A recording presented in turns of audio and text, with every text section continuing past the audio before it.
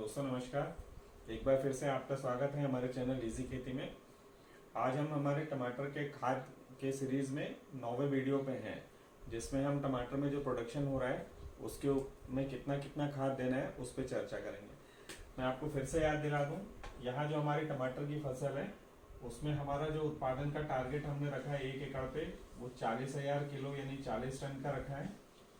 इसको अगर आप 25-25 किलो के कैरेट में बांटते हैं तो ये 1600 कैरेट उत्पादन का हमारा टारगेट है। पिछले वीडियो में आपने देखा कि हम फल की तोड़ाई जब शुरू हुई वहाँ तक का हमने खाद को समझा था। अभी यहाँ हम देखेंगे जब हमारी खाद की तोड़ाई शुरू हो जाती है तो उससे पहले 15 दिन, मैं यहाँ पे लिख देता हूँ, शुरू के 15 से 20 दिन जो आपको खाद देना है वो ये है। ये 15-20 दिन जब खत्म हो जाएंगे तो उसके बाद अगले 15 से 20 दिन जो खाद चलेगा वो ये है, और ये 20 दिन खत्म होने के बाद में अगले 15 से 20 दिन का खाद आपके लिए यहाँ पे लिखा हुआ है। क्योंकि जब आपका उत्पादन शुरू होता है तो वो एक जैसा नहीं चलता है, पहले उत्पादन आपका धीरे धीरे बढ़ते जाता है, तो जैसे जैसे उत्पादन बढ़ेगा उस हिसाब से आपका हर 15 से 20 दिन बाद में खाद बदलते जाएगा। तो किसान भाई यहाँ देखें, नाइट्रोजन जो है शुरू में आपको 750 ग्राम प्रति एकड़ प्रतिदिन देना है। जब आपका टमाटर का उत्पादन शुरू हो गया उसके बाद से आप खाद बदल देंगे, 700 ग्राम प्रतिदिन प्रति एकड़ नाइट्रोजन देंगे। फास्फोरस आप 160 ग्राम प्रतिदिन प्रति एकड़, पोटाश 1 किलो 30 ग्राम प्रतिदिन प्रति एकड़, कैल्शियम आप 100 ग्राम प्रतिदिन प्रति एकड़ पे पहुंच जाएंगे, और मैग्नीशियम आपको 30 ग्राम प्रतिदिन प्रति एकड़ देना है। ये वाला खाद देते देते जब आपको 15 से 20 दिन हो जाएंगे, आपका प्रोडक्शन बढ़ रहा है, 15 से 20 दिन के बाद में आपको ये दूसरे वाले शेड्यूल पे आना है। इसमें आपका नाइट्रोजन बढ़ के 1 किलो 100 ग्राम यानी 1100 ग्राम हो गया, फास्फोरस 160 से बढ़ के 200 ग्राम, पोटाश 2.2 kg, कैल्शियम आपका 500 ग्राम बढ़ जाएगा, रिक्वायरमेंट बहुत ज़्यादा बढ़ जाती है कैल्शियम की। ऐसे ही मैग्नीशियम आपको 30 ग्राम की जगह अब 100 ग्राम देना है। वहीं जब आपके उत्पादन बढ़ते जा रहा है, 15 से 20 दिन हो गए, फिर आप 20 दिन बाद में वापस से ये वाले शेड्यूल पे शिफ्ट हो जाएंगे। उसमें नाइट्रोजन बढ़ के 1 किलो 350 ग्राम हो जाएगा, फास्फोरस 250 ग्राम प्रतिदिन प्रति एकड़ हो जाएगा, पोटाश 2 किलो 700 ग्राम प्रतिदिन प्रति एकड़, कैल्शियम 800 ग्राम पे पहुंच जाएगा, और मैग्नीशियम 160 ग्राम। अब आपका ये सवाल हो सकता है कि इसके बाद क्या। मान लीजिए आपका उत्पादन ये 15 यानी 45 दिन में और बढ़ रहा है, उसके बाद भी बढ़ रहा है, तो आपको ये जो खाद आप दे रहे हैं इन सभी को उसी अनुपात में 10% या 15% करके आपको बढ़ाना है, और जब तक आपका उत्पादन बढ़ते क्रम में चल रहा है उसको बढ़ाते जाना है। और जहां आपको लगा कि अभी लगभग हर तोड़ाई में हमारा उत्पादन एक जैसा ही आ रहा है तो वहां जाके आपको रुक जाना है, वैसा ही खाद चलाते जाना है। उसके बाद एक स्टेज आएगी जब आपका उत्पादन बढ़ना बंद हो जाएगा, एक जैसा चलना बंद हो जाएगा, वो कम होना शुरू होगा।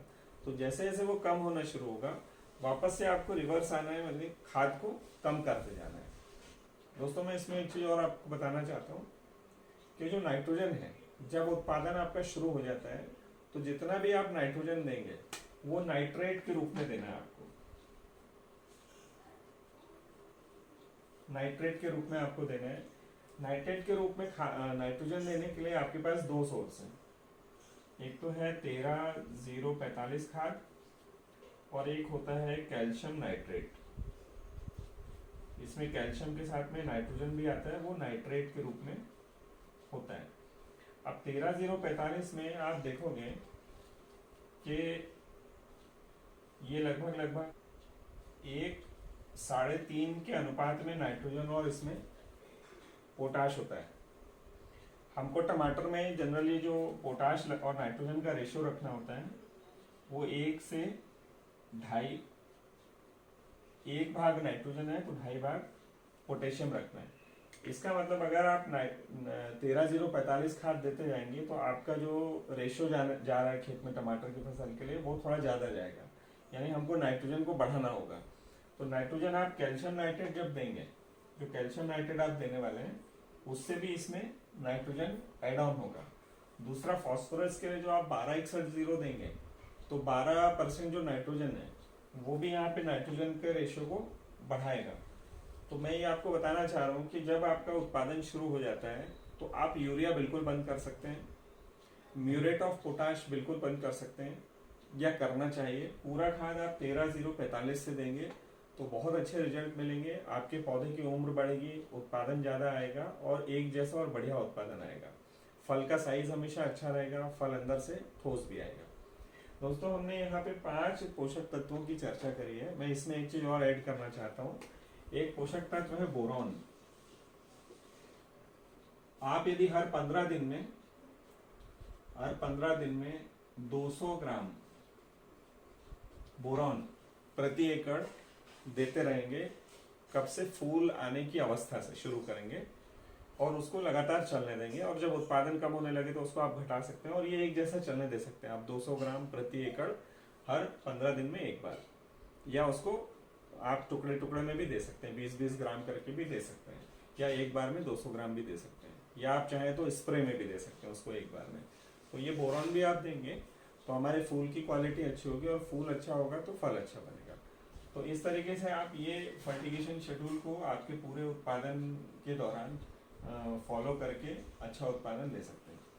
किसान भाइयों, मुझे ऐसा लगता है कि हमारा जो फर्टिगेशन शेड्यूल हमने अभी तक आपको समझाया है, उससे आपको आपके खेत के हिसाब से, आपके उत्पादन के टारगेट के हिसाब से टमाटर की फसल में खाद देने में मदद मिलेगी।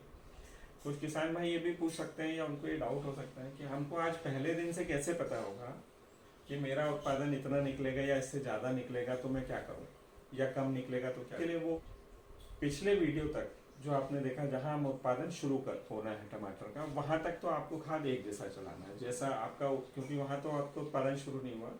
लेकिन जब उत्पादन शुरू होता है तो जैसे जैसे वो बढ़ रहा है वैसे वैसे आपको ये खाद बढ़ाना है ना। और जहां पे आपका उत्पादन आके रुक गया, एक जैसा चलने लगा, वहां रोक देना है। तो हो सकता है किसी किसान भाई को 40 टन के स्टेज पे आके वो स्टेज आ जाए, किसी का 60 टन पे, या किसी की फसल बहुत अच्छी है तो उत्पादन लंबे समय तक एक जैसा चल सकता है या बढ़ते क्रम में हो सकता है। तो वहां उसको खाद बढ़ाते जाना है, और वापस जब रिवर्स होने लगे, उत्पादन कम होने लगे, तो खाद को कम करते आएंगे। तो उसमें आपको कोई परेशानी नहीं आएगी, और अंत में आप देखेंगे आपका उत्पादन बहुत अच्छा ही आने वाला है। 40 टन जो है ना, हमने बहुत मिनिमम एक एग्जाम्पल लेके चला है, नहीं तो 60 से 80 टन आराम से आप टमाटर को अच्छे से करेंगे तो निकाल सकते हैं। तो दोस्तों, हमारे सभी वीडियोस को आप लोगों का बहुत अच्छा रिस्पांस मिला है। हमारे वीडियोस को आप लाइक करें, शेयर करें, और आपके जो भी सवाल हैं उसको आप कमेंट्स में डालें, उसको हम पूरा करने के, उसके जवाब देने की पूरी कोशिश करेंगे। धन्यवाद दोस्तों।